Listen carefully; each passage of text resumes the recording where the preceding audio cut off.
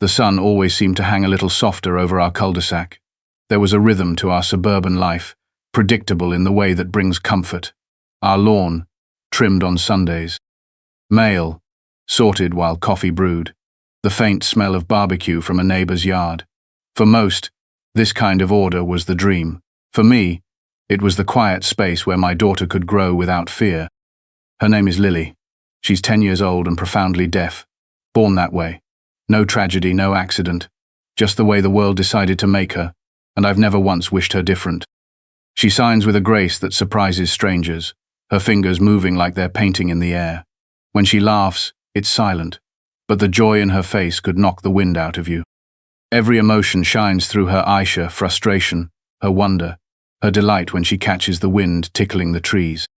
We moved to this neighborhood because it felt safe, the kind of place where kids rode bikes until dinner and parents waved from their driveways, a place where Lily wouldn't feel strange or set apart. I'd hoped people here would understand, or at least try, and for a while they did. She made a few friends. The old woman across the street left her little drawings on the porch.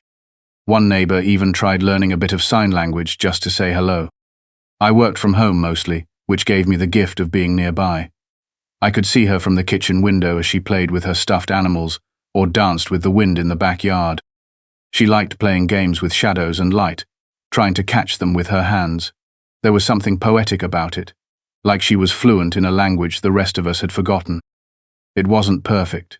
We'd had some odd looks, some awkward silences, but I told myself that was just part of living anywhere, that Lily would show them by being exactly who she was, that if I held our world steady enough, the outside would stay gentle. I had no idea then just how wrong I was, or how fast that piece could crack. Karen made herself known within a week of our moving in. She didn't come bearing cookies or a smile. Instead, she held a clipboard with the confidence of someone who believed she was always right. Her name badge read, HOA chairperson, like it was a military rank. She introduced herself not with warmth but with rules. Fence height, mailbox decor, lawn edges. Her eyes flicked over me, then over Lily, and settled on our front porch ramp as if it personally offended her. At first, I thought she was just overly enthusiastic. Some people need structure the way others need caffeine.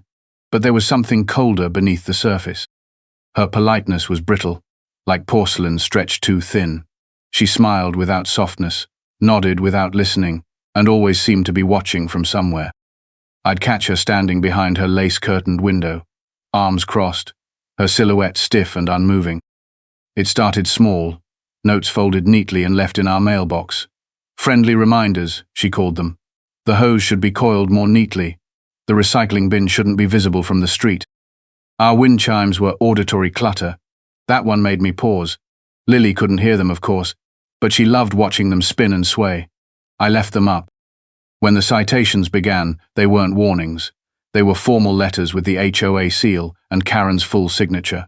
Violations of noise ordinances. Improper storage of children's toys. Grass that was half an inch too long. I tried to play it calmly, assuming it was a misunderstanding, or maybe even a mistake in the system. But there was always a photo included, grainy but unmistakably ours, and I realized someone was actively watching. One afternoon, Lily came inside and signed that the lady with the hair helmet had yelled at her. I asked what she meant, and she tried to show me, her little hands mimicking short bursts of sound. She looked confused, unsure what had happened. I found Karen outside and confronted her, gently at first. She said Lily had been shrieking and disturbing the neighborhood. I reminded her, gently still, that Lily was deaf. She blinked as if that were irrelevant. She was loud, Karen repeated, her lips tight. It doesn't matter how she meant it. That was the moment something shifted. I had thought Karen was just another overzealous rule enforcer, but there was something about the way she said it. Like Lily's very presence offended her idea of what the neighborhood should be, as if the soundlessness of my daughter was still somehow too loud. After that, the notes became more frequent.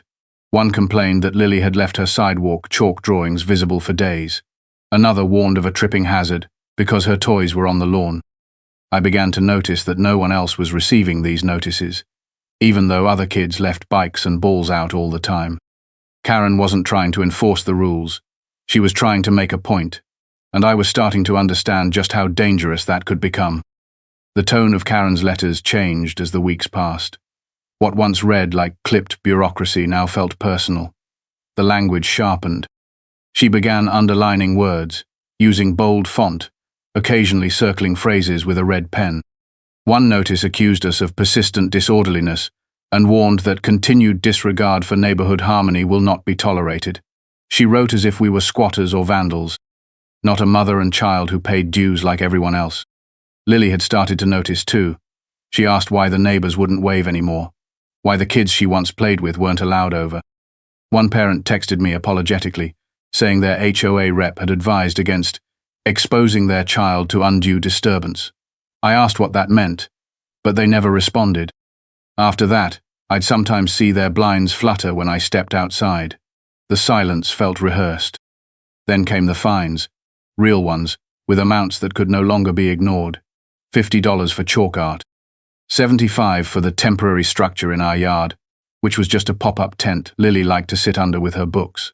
One morning, I found a violation taped to our door in plastic. It was damp from the sprinkler but still legible. Failure to maintain acceptable noise discipline. There was no explanation, just a date and time and a threat to escalate to legal action. That day, Lily hadn't even left the house. I began to suspect Karen was inventing infractions, writing them up without witnesses or evidence, knowing the burden of proof would be on me. I bought a doorbell camera and pointed another security cam toward the yard. Not for safety, for record keeping, for defense, and it turned out to be a wise move. One afternoon, Lily was playing in the backyard. She had her dolls lined up on the porch and was signing out a little play story to them. Her face was bright. Her whole body moved with animation. I watched from the kitchen, smiling, until I noticed Karen standing just outside our fence line, not moving, not speaking, just watching. I stepped outside and asked if she needed something. She didn't answer right away. Then she took a slow step toward the fence and said, "You should keep her inside if she's going to act like that." "Like what?" I asked. "Like a spectacle," she said. "People don't feel safe when there's too much unpredictability." I felt something cold tighten in my chest. I told her to leave. She stared at me for another long second, then turned and walked away, heels clacking like a clock winding down. That night, I watched the footage back, needing to convince myself I hadn't imagined the threat beneath her words. It was there. The way she leaned forward. The way her voice sharpened at safe. I saved the video. I made copies. I considered calling the police but didn't know what I would say. There was no crime. Only a threat that had dressed itself in suggestion. 2 days later, Lily came in from the front yard with her fists clenched. She didn't want to tell me, but finally, she signed. The lady said she could make me disappear if I didn't follow the rules. I tried to stay calm. I crouched to her level, asked what rules, what exactly had been said. But she was too shaken. Her hands trembled as she signed. That night, I barely slept. I lay awake and stared at the ceiling, wondering how far a person like Karen might go, what she thought she could get away with, and why I was starting to believe she might be right. The morning started like any other. The sky was clear, the air warm, and Lily was in one of her playful moods. She ate her cereal in rhythmic little scoops, signing to herself as if holding a conversation with her spoon. I smiled, asked her what story she was telling, and she waved me off with a grin that told me I wouldn't understand. After breakfast, she grabbed her sketch pad and markers and bounded toward the yard with the kind of joy that only comes when the world still feels like a safe place. I let her go. She always stayed close. I could see her through the window as I loaded the dishwasher and checked my work emails. I remember thinking how peaceful she looked, cross-legged in the grass, head tilted as she studied a butterfly. The minutes passed in that lazy summer kind of way. When I glanced out again, she was gone. At first, I wasn't alarmed. She liked to wander to the side yard or sit by the flower beds near the front. Maybe she was sketching the neighbor's cat. I stepped outside and called for her, not expecting an answer, just hoping to see her little face peek around a bush. Nothing. I circled the house. Still nothing. I walked to the sidewalk and looked up and down the street. No sign of her. I knocked on the next-door neighbor's door, then the one across the street. Both answered quickly and kindly, but neither had seen her. My voice must have shifted because one of them asked if everything was all right. I nodded, trying to believe it still was. I ran back inside and checked every room, every closet. I opened the garage, then the attic door. I checked behind the shed, inside the trunk of my car, even under the porch steps. There was no reason for her to be in any of those places, but I looked anyway. The panic didn't hit all at once. It seeped in, slow and cold, until it swallowed the space behind my eyes and made every thought pulse. I called the police. I tried to stay calm as I described her, what she was wearing, where she'd been. They said someone would be dispatched. I hung up and stood still for a moment, unsure what to do with my hands. Then I thought of Karen. Her house sat 2 lots down, a smug little structure with perfect hedges and color-coordinated shutters. I hadn't seen her outside that morning, which was unusual. She was usually out inspecting something by now. I made my way over, half running, half terrified of what I might find. Her driveway was empty, but her garage door was open just a few feet, enough to let in air but not enough to see inside. I stepped up cautiously, knocked on her front door. No answer. I tried again. Nothing. I shouted, asked if she'd seen Lily, said I was worried. No reply. Then I heard something. A sound so faint, I almost missed it. A soft, muffled thumping, like someone knocking from inside a box. I turned to the garage. The space was dim and cluttered, full of gardening tools and old furniture. In the far corner sat a large, old-style deep freezer, the kind with a heavy lid and a rusting lock, the kind you never want to associate with a child. The padlock was in place but looked loosely fastened, almost as if it had been closed in a hurry. I shouted Lily's name again. That same thump answered me, quicker this time, desperate. I rushed forward, yanked at the lock. It held. I grabbed a rusted hammer from the nearby tool bench and brought it down hard. It took 3 hits before the metal gave way. I threw the lid open. There she was, curled inside, eyes wide and skin pale. Her fingers were red and raw from banging. Her sketch pad lay beside her, crumpled. She was alive, but barely. I reached in, pulled her out, held her as tightly as I dared. She clung to me, her hands trembling. She tried to sign but couldn't control her movements. Her face pressed into my chest, and I felt the heat of her breath against my collarbone. I didn't cry. Not then. I was too focused. I wrapped her in my jacket and called 911 again. My voice was steadier than I expected. I gave them Karen's address, told them what had happened. They said help was coming. I sat there on the floor of that garage, rocking my daughter, while the freezer stood open beside us. I couldn't stop staring at it. Cold air still rose from its dark hollow. And for the first time in my life, I felt something deeper than fear. I felt rage, quiet, controlled, but burning like fire beneath ice. When I was 8, my older brothers taught me how to punch without breaking my thumb. They said it like it was casual advice, the way other kids might learn how to skip rocks or ride a bike. Back then, I didn't fully understand the edge they carried, but I knew they were different. Strong in the way that came from more than muscle, silent in the way that made other people nervous. They were already preparing for something, even then. Mark and Daniel, twins, 2 years older than me. They grew up with scraped knuckles and straight backs. By the time they were teenagers, they'd set their sights on the Navy, not just any branch. The hardest, the most brutal, the one that took more than it gave. They trained for years before ever stepping into a recruiter's office. I remember early mornings where they ran laps around the block while the rest of us slept, backpacks full of bricks to simulate weight. When they left for BUDS, they didn't say goodbye with tears or promises. They just nodded and told me to keep the house standing. I was proud, but I missed them every day. They came back harder, sharper, but never to me. With me, they were always soft. I was their little sister, and when Lily was born, something shifted in them. Mark held her like she was glass. Daniel learned basic sign language within a month. They sent her toys from every country they touched. They called whenever they could, not to talk about missions, but to hear about her drawings, her dance class, her favorite books. The first time she called them her uncles in sign, they both cried. They said it was allergies, but I knew better. Last Christmas, they came home for 2 weeks. We had a fire in the backyard, hot cocoa that turned to whiskey after Lily went to bed, and quiet laughter under the stars. We talked about nothing and everything.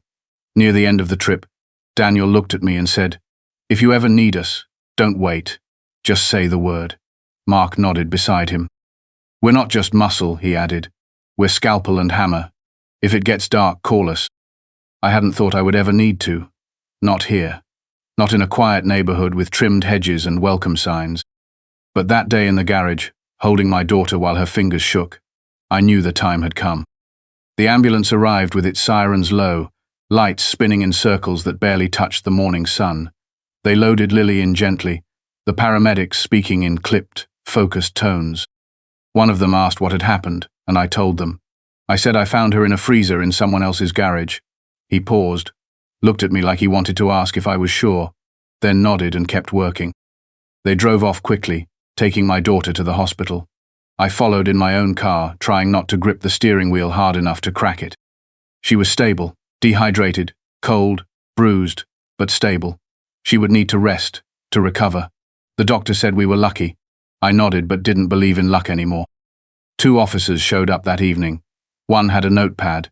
The other leaned against the wall like he was bored before the conversation started. They asked questions, but not the right ones. Did I see Karen put Lily in the freezer? Did Lily wander in herself? Was the lock really fastened, or just sitting in place? I answered them as best I could, told them about the thumping, the video footage, the threats, the history. They jotted things down without looking me in the eye. "She's a child," I said. "She doesn't climb into locked containers. Someone put her there." The officer with the pad shifted. "It's just, without physical evidence of force or intent, it'll be hard to press charges. She's going to say it was a mistake. Maybe she didn't realize the freezer was on. Maybe she didn't know the girl was in there. She threatened her. She watched her. She said she'd make her disappear." The officer leaned back, sighed. "But did she say she'd lock her in a freezer?" I stared at him, something inside me going very still. "Is that the bar now?" They said they'd file a report. Said someone might follow up. No arrest. No press. No warning issued to the HOA. Karen returned to her house that night like nothing had happened. I saw her standing in her front window the next morning, sipping from a mug and smiling at someone walking their dog. The freezer was gone when I passed by, as if it had never existed. I called the HOA to report the incident. The president said it sounded serious, but they needed to respect the privacy of all residents. They would not take sides, he told me. They would allow the authorities to handle it. The authorities had already failed. I stood at my kitchen window later that day, watching the sun fall across the grass. Lily was resting in her room, wrapped in soft blankets, her breath even and slow. I picked up my phone. There were 2 numbers I hadn't used in a long time. I didn't hesitate. I texted both. "I need you now. It's bad." Within minutes, both replies came in. One said, "On my way." The other said, "Time to fix this." I had no more illusions about safety. The system wouldn't protect my daughter, but my brothers would. Mark and Daniel arrived before sunrise. I didn't hear them pull up, but suddenly they were there, standing in the kitchen with their gear slung over their shoulders and expressions I hadn't seen since their last deployment. No jokes, no small talk. Mark placed a duffel on the table and unzipped it slowly. Inside were tools I didn't have names for, arranged with precision that made the air feel thinner. They didn't ask for a breakdown. I gave them the short version anyway. What happened? What the police didn't do? How Karen had vanished the freezer overnight? How Lily couldn't sleep without holding onto my hand? I showed them the footage from the garage, the previous videos, the printed letters with Karen's signature. Daniel didn't blink once through any of it. They took shifts watching the neighborhood, not pacing or skulking, just blending in. A jog here, a dog walk there. They marked the timing of Karen's routines, the vehicles coming and going, the motion-activated lights on the house. Daniel used a small drone no bigger than his palm. He flew it quietly above her property at dusk and showed me the layout of her backyard, the blind spots in her cameras, the exact time the HOA security patrol circled through. On the 3rd night, they nodded to each other. It was time. Karen's house was dark. Her car was in the driveway. The porch light flickered once as if sensing what was coming. Mark cut the power from the utility box behind her fence. Daniel slipped through the side gate and jammed the latch so it wouldn't open from inside. They moved like water, silent and cold. I stayed at home with Lily, but I kept my phone close. Daniel texted once, "We're in." They didn't go in to hurt her. That was never the plan. They went in for evidence, for truth, for accountability. Karen had always believed she was untouchable because no one dared push back. That was about to change. They found her in the kitchen, mid-sip of something from a tall glass. She froze when she saw them. Mark stepped forward, calm and even, and said her name. She opened her mouth, then closed it. Daniel held up a small camcorder, already recording. "We have everything," Mark said. "The threats, the footage, the freezer. We're not here to hurt you. We're here to give you one chance to speak the truth." She tried to act indignant, but the act faltered fast. Maybe it was the gear. Maybe it was the presence of two men who radiated absolute control. She asked for a lawyer. Daniel replied that the camera was her lawyer, and she should say whatever she needed it to hear. At first she denied everything. Then she slipped, said Lily had been a disruption, said people were tired of exceptions being made, said maybe she was just teaching her a lesson. That was all they needed. Mark pressed her again. Was it her who placed Lily in the freezer? There was a long silence. Then she nodded. "I didn't think she'd stay in there long. I figured she'd get scared, scream, and run back home. I didn't think she'd actually get stuck." Mark said nothing. Daniel stopped the recording and uploaded it immediately to cloud storage. Before leaving, they placed the HOA violation letters on her counter in a neat stack, topped with a note that read, "Now you're on record too." They left her sitting in the dark. The system had failed, but my brothers had not. The video spread faster than I expected. My brothers hadn't posted it publicly. They'd sent it directly to a few contacts in the press, people who'd covered abuse of power in suburban communities before. The story caught fire. Local news picked it up first, running clips of Karen's confession, alongside blurred images of the freezer. Within hours, it made the rounds online. By the next morning, reporters were driving through the neighborhood, cameras aimed at her house. Karen didn't come outside. Her curtains stayed drawn, the porch untouched. But the silence around her began to shift. HOA members called an emergency meeting. I wasn't invited, but I didn't need to be. One by one, neighbors began approaching me. They apologized. They said they hadn't known. They asked if Lily was all right.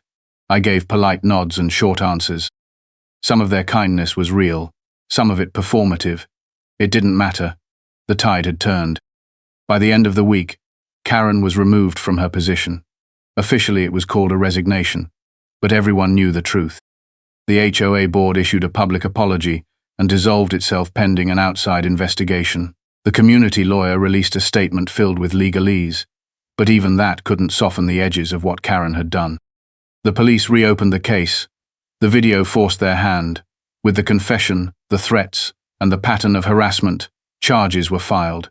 Child endangerment, false imprisonment, reckless negligence. They arrested her quietly, slipping her into a squad car before dawn while cameras waited at the end of the block. She kept her head down. She didn't speak. Lily watched it on the news from the living room, curled in a blanket, her fingers resting still in her lap. When she saw Karen's face, she looked up at me and signed, "She can't hurt me now." I nodded. That night, the yard felt lighter. No tension in the air. No eyes watching from behind shutters.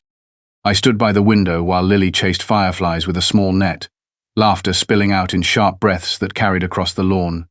Her joy was quiet to the world, but I felt it in my bones. Karen was gone. The fear was gone with her, and for the first time in weeks, we were home again. The days that followed moved slower, but in the way healing does. Lily returned to the backyard with cautious steps at first, checking every corner as if shadows might still cling to the grass. But they didn't. The sun felt warmer. The silence had softened. She began to draw again, bright colors spread across long sheets of paper taped to the porch. Her laughter returned, unsteady at first, then stronger. It echoed through the yard like it belonged there. I installed new cameras around the property, not because I expected more trouble, but because I wanted to be ready if it ever came again. Not out of fear, but clarity. I understood now that peace wasn't something you waited for. It was something you defended.